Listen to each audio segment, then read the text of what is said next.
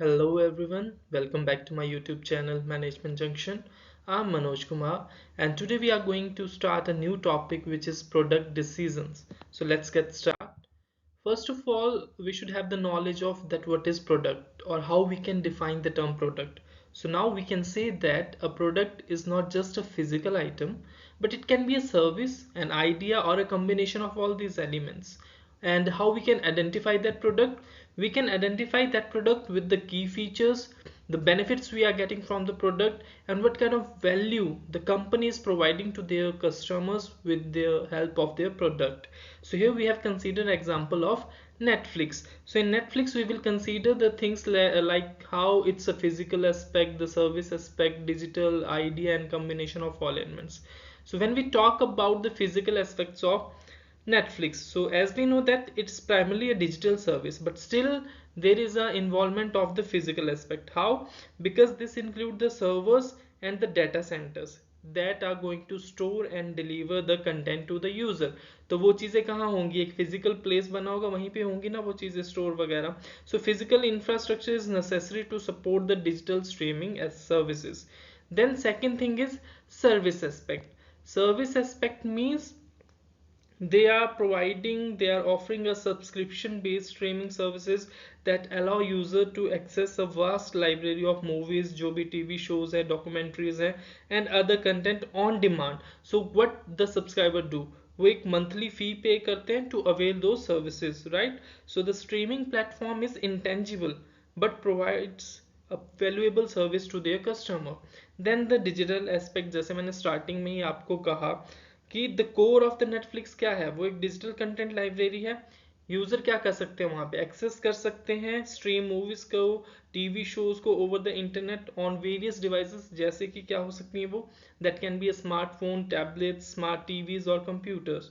So this digital content is the primary offering of that product. Then the idea aspect. अब Netflix का idea देखो क्या था कि जो चीज़ें हैं वो बहुत ही कन्वीनियंस रहे और पर्सनलाइज एंटरटेनमेंट रहे. इसने क्या किया, एक तरह से रेवोल्यूशनरी लेके आ गया that how the people are consuming the media by shifting away. पहले हम क्या करते थे, ट्रेडिशनल केबल टीवी होते थे हमारे पास, but now we are getting those things on our mobile, on your tablet, on your TV.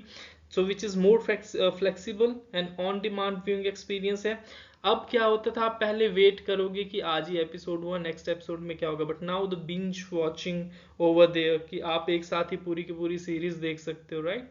And then the combination of all aspect, जैसे कि हमने कहा कि कॉम्बिनेशन किस तरह से, it's a physical aspect, then this is your service aspect, digital idea. तो इन सब का एक कॉम्बिनेशन था. So this is how we can say the Netflix जो कि सर्विस भी प्रोवाइड कर रहा है उसको एक फिजिकल एनवायरनमेंट की भी ज़रूरत है, right.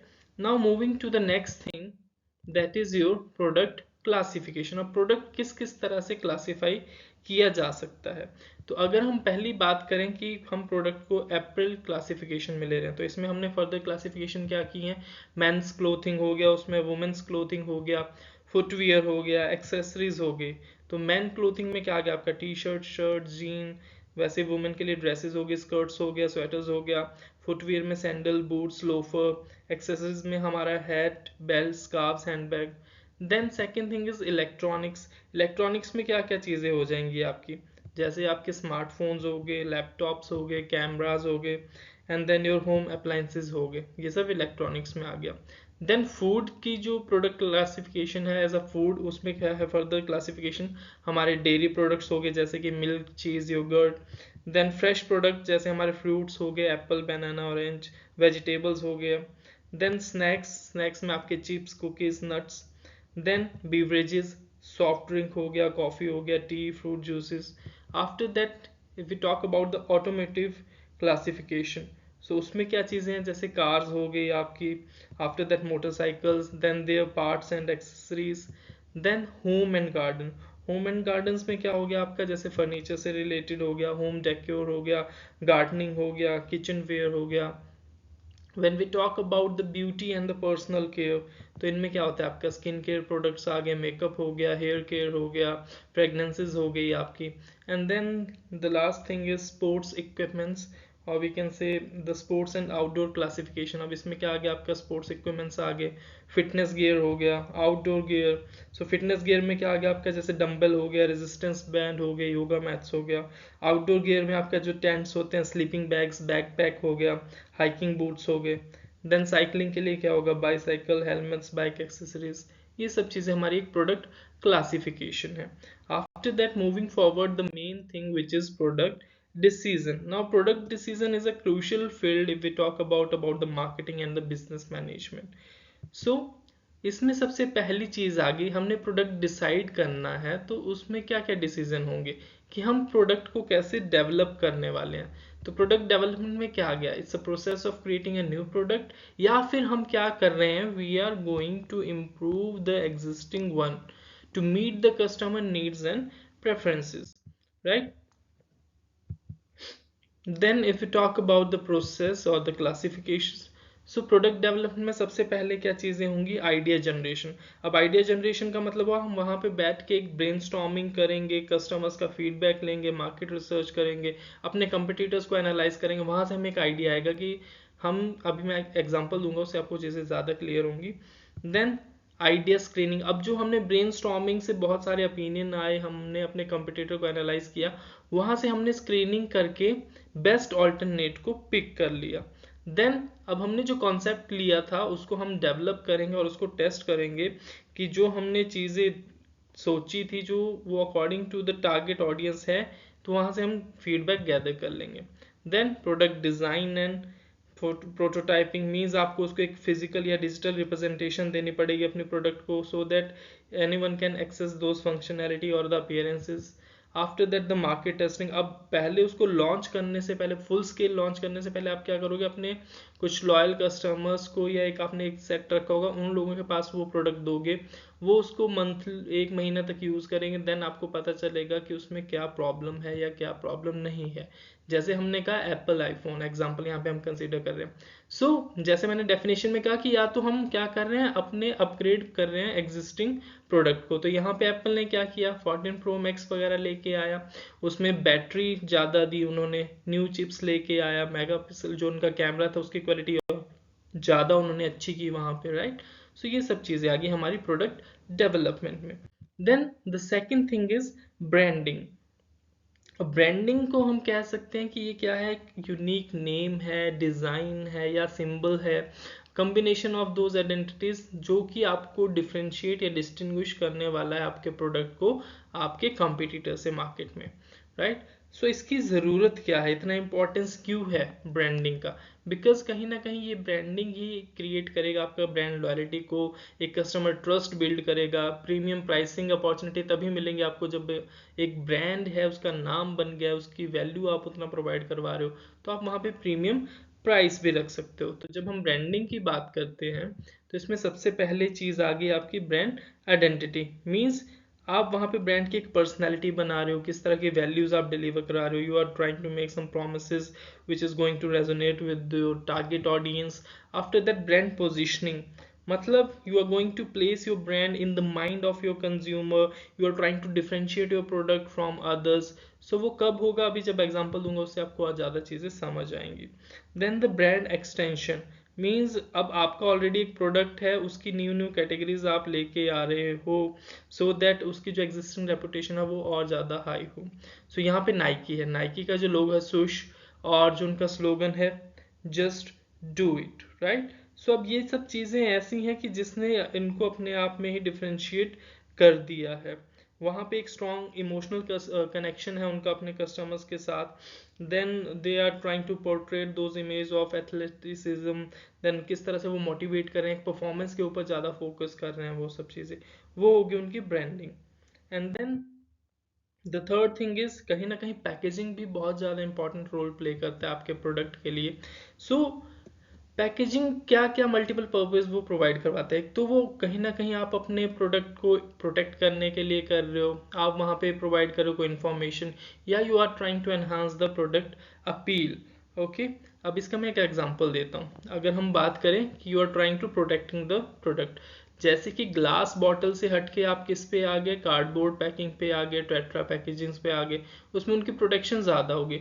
You are providing the information. आप रियल जूस का एग्जांपल लो, उसमें वो प्रॉपर इंफॉर्मेशन देते हैं कि इसमें आपको कितना क्या चीज़ें, मिनरल्स, न्यूट्रिएंट्स किस तरह से मिलने वाले हैं उसके।